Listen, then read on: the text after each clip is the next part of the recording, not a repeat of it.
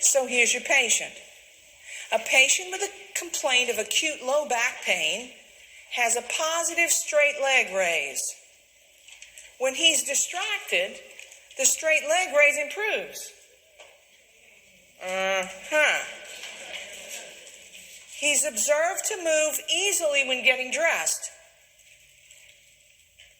How might you document that? Do you know what I heard somebody say Waddell's? You know Waddell's? You need to know Waddell's. Waddell's means there is a complaint of physical pain, but there might be a psych component. All right, Waddell's. How might you assess for Waddell's in this patient? He's going to be seated on your exam table. Take the palm of your hand. Press on the head. Does that hurt? Oh, yeah, that makes my low back hurt. Waddell's. All right, Waddell's. And I don't know if that was Dr. Waddell. I wouldn't want that named after me. I don't know about y'all, but... All right, so how do we treat patients who have low back pain? Oh, my goodness, you're going to see a lot of these patients. So the first thing you have to do is let them know that you believe them, right? But we use conservative treatment. 4 to 6 weeks, we want to keep you as active as possible. We really don't want imaging studies unless they meet one of those red flags we just talked about. Always keep the patient as active as their pain tolerates. We never want to use opioids. And what about people who give Medrol dose packs? What about people who give 10 days of a steroid?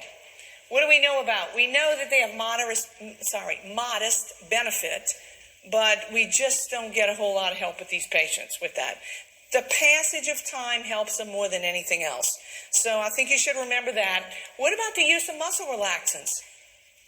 Again, it's only as beneficial as, the underlying problem that they have. Muscle relaxants don't seem to help patients get better faster. So the passage of time is what helps these patients. PT can help them as well. Chiro can help these patients too. So the good news about low back pain is that it always goes away. More than 90% of patients have relief of their low back pain in 4 to 6 weeks. But you don't want to start any bad habits along the way, like what? An opioid, right? So very, very cognizant of that. All right, we're nearing the end, so hang with me. What about hip pain?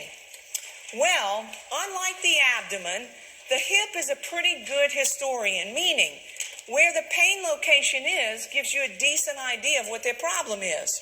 So I want you to look at this, and there are a couple I think we should point out to you. One of them is people who have lateral hip pain. So look, here's your lateral hip.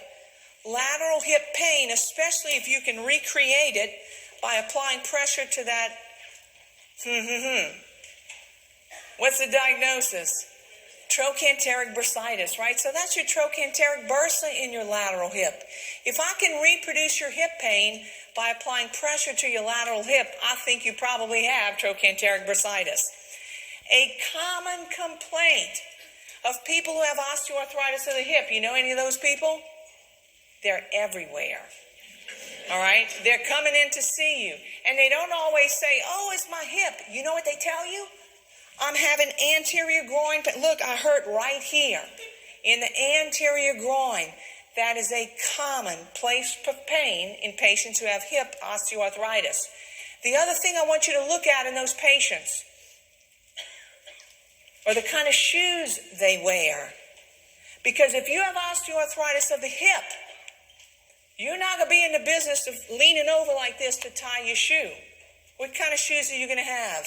Slip-on shoes. So when you watch the kind of shoes that patients wear, you get a good idea about some of their diseases. So that's a miserable ailment. Look at this question. Popping, locking, catching, giving out are common patient descriptions for what?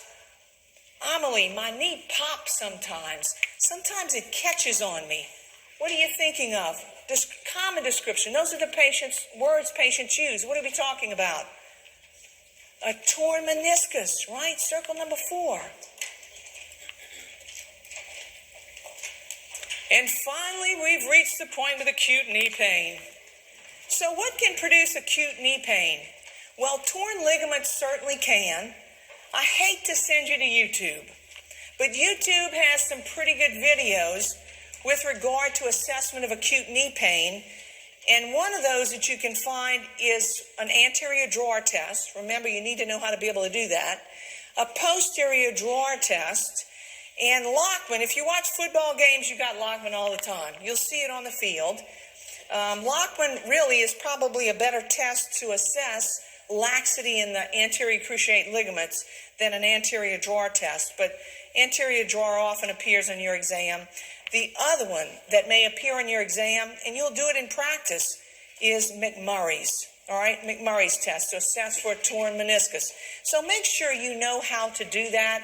And if you need some help, I hate to send you to YouTube, but YouTube may be able to help you. Everybody got it?